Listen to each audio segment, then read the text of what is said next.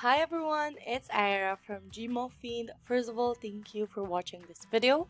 If you're new here, please don't forget to click the subscribe button down below or check our channel for more videos like this.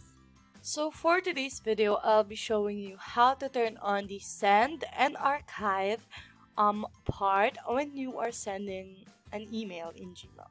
So without further ado, let's get started. Okay, so of course you have to log into your Gmail account and go to Gmail and then go to settings and click see all settings. Okay, so when you're already here in the general settings, you won't be needing to go to any of the other tags. What you're gonna do is just find the send and archive button in reply.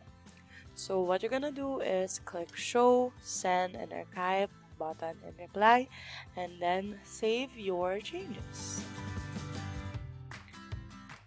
And now when you compose a message or when you reply to someone's message, for example here, you will have the option to send and archive the conversation, or you'll just send it or schedule send it.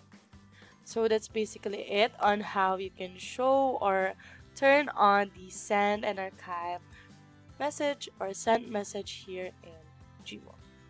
If you like this video, please do hit the like button and don't forget to subscribe. See you on our next video and thank you for watching. Bye!